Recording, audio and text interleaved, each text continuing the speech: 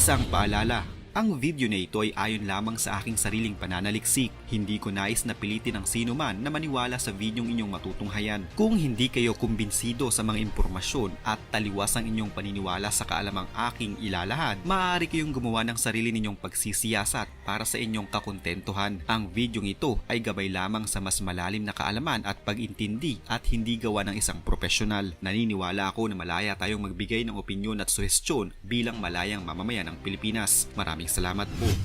Ang larong basketball ay naipakilala sa ating mga Pinoy noong panahong sinakop tayo ng mga Amerikano. Nagsimula kasi ang sports na ito noong 1891 bilang panglaban sa lamig ng panahon ng mga Amerikano ng YMCA o Young Men's Christian Association sa Amerika.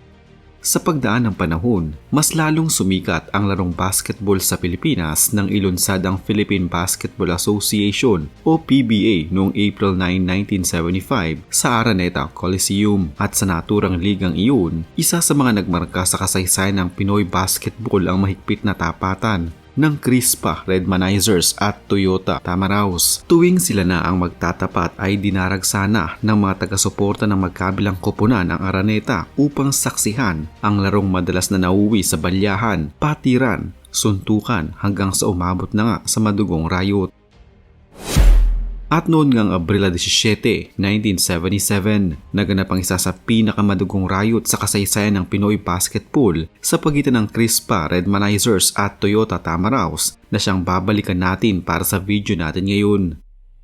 Sa kasaysayan ng PBA, wala nang iinit pa sa tunggaliang Crispa Redmanizers at Toyota Tamaraos. Mula 1975 hanggang 1983, sila ang dahilan kung bakit nagdadagsaan ang mga manood para manood ng liga, para makita ang pisikal na larong nauwi madalas sa balyahan, patiran at suntukan.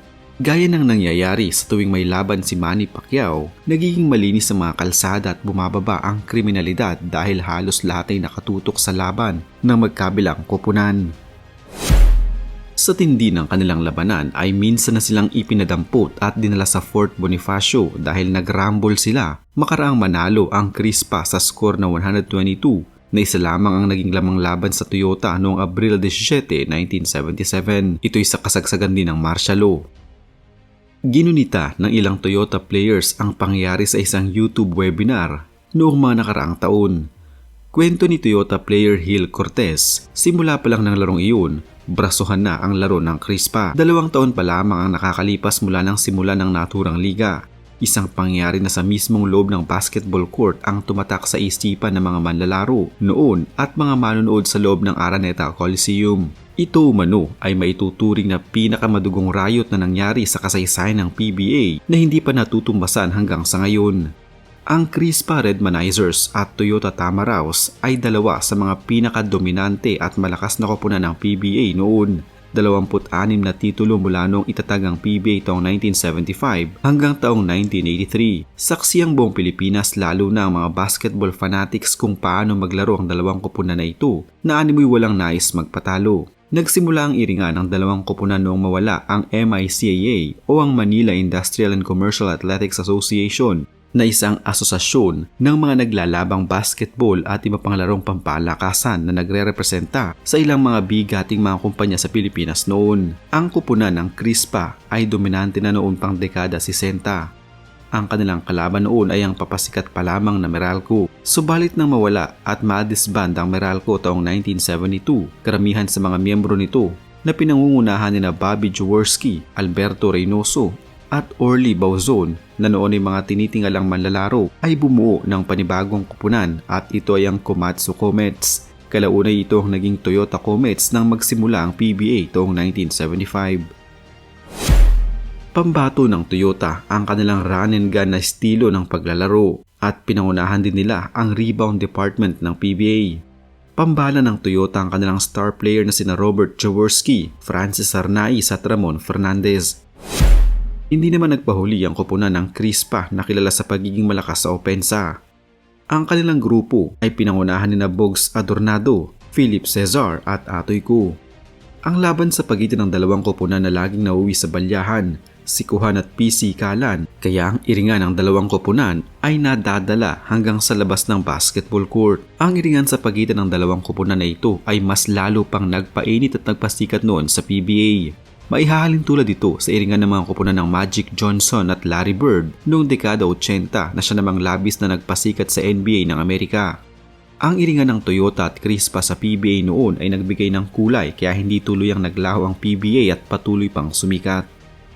Ang orihinal na coaching maestro ng Crispa ay si Baby Dalupan, subalit kalaunan ay naging si Tommy Manotok. Si Dante Silverio naman ay ang orihinal na coach ng koponang Toyota hanggang sa palitan nito ng dating manalarong si Fort Acuña at Edo Campo. Ang away ng dalawang koponan ay puno ng aksyon at konfrontasyon. Ang kanilang unang tunggalian sa PBA ay may tuturing na nagpasimula sa ningas ng apoy ng kanilang away nang ang nooy Toyota player na si Oscar Roca ay sinuntok ang isang miyembro naman ng Crispa na si Bernie Faviosa na nooy 3 segundo na lamang ang nalalabi sa kanilang laban sa score na 139 to 133 na pabor sa Crispa. Pagkatapos ng labang iyon, ang kaniga nilang mga taga-suporta ay sabik na naghintay sa kung ano ang susunod na mangyayari sa susunod na laban ng dalawang koponan. Ang pamunuan ng security noon ay laging alerto at nakaantabay sa tuwing magkalaban ng dalawa dahil madalas na pati ang kaniga nilang mga taga-suporta at mga manonood ay nakikisama din sa gulo. Ang opening game ng 1977 season ng PBA kung saan tinalo ng Crispa ang Toyota. Tabla noon ang score na magkabilang koponan sa 121. Ang bola ay nasa Toyota. Tinawagan ng charging foul si Toyota player Fort Acuña kay Crispa player Freddy Hubalde. Nagalit si Toyota coach Dante Silverio kay referee Estefanio Bernos at namura niya ito kaya tinawagan niya ng technical foul si Silverio. Last 3 seconds at technical foul ang Toyota. Nasa free throw si atoy ko ng Crispa at naipasok niya ito. 122 ang Crispa at 121 naman ang Toyota hanggang sa buzzer ending. At sa huli ay ang Crispa ang itinanghal na nanalo sa laban. Habang palabas ng dugout ang dalawang koponan ay bigla na lamang bumulagta si Rudy Soriano ng Crispa na binubugbog na pala ni Ompong Segura ng Toyota at 3 pang miyembro ng koponan. Nagpang-abot ang dalawang koponan at nagrambulan sa loob. Dahil sa tensyon, pati ang mga taga-suporta na magkabilang koponan ay nakisama din sa riot at nakipagrambulan. Hindi maawat ng mga security ang mga tao at umabot sa mahigit 15 minuto na nauwi na sa pagkakasugat ng marami. Dahil dito ay nakialam na ang mga pulis at Metrocom sa loob ng Araneta Coliseum. Sa naging rumble sa pagitan ng Crispa at Toyota, pinagharap ang dalawang koponan sa Camp Crame. Kwento ni Gil Cortez na miyembro ng Toyota, humupa naman daw ang away noong gabing iyon. Ang hindi nila inasahan ay ang pagdalaw ng Police Metrocom sa kanilang quarters sa Bel Air. Isa-isa raw silang pinagdadampot at dinala sa Camp Crame. Kinasuhan sila ng public disturbance. Ayon naman kay Segura na sumunod na lang sa Fort Bonifacio. Ikinulong sila sa detention cell kung saan nakapiit din ang ilang military men na may kaso rin. Ayon kay Cortez, maging ang kanilang management ay sangkot din sa rivalry. Kahit sa pagkain nila sa selda, may kompetisyon pa rin.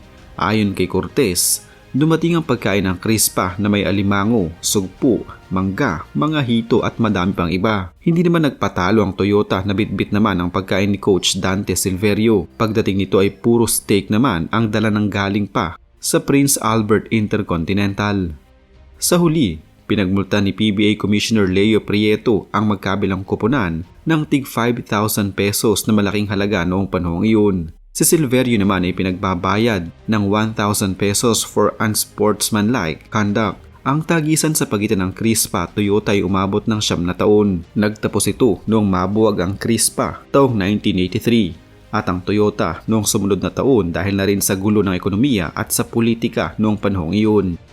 Ang iringan sa pagitan ng dalawang koponan ay malamang na natatandaan pa ng mga old-time fanatics ng PBA bilang isa sa may tuturing na pinakamagandang taon ng liga. Mula 1977 hanggang 1983, 123 beses nagharap ang dalawang koponan. Ang Crispa ay may 65 panalo habang ang Toyota ay may 58 panalo lamang. Ang dalawang koponan ay nagharap na ng 10 beses sa PBA Finals. Ang Crispa na may 6 na panalo habang 4 naman sa Toyota. Suma total, ang Crispa ay may 13 panalo habang ang Toyota ay may 9 lamang.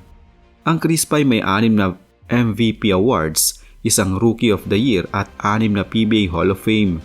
habang ang Toyota ay may 2 MVP awards, 2 Rookie of the Year at 5 Hall of Fame lamang.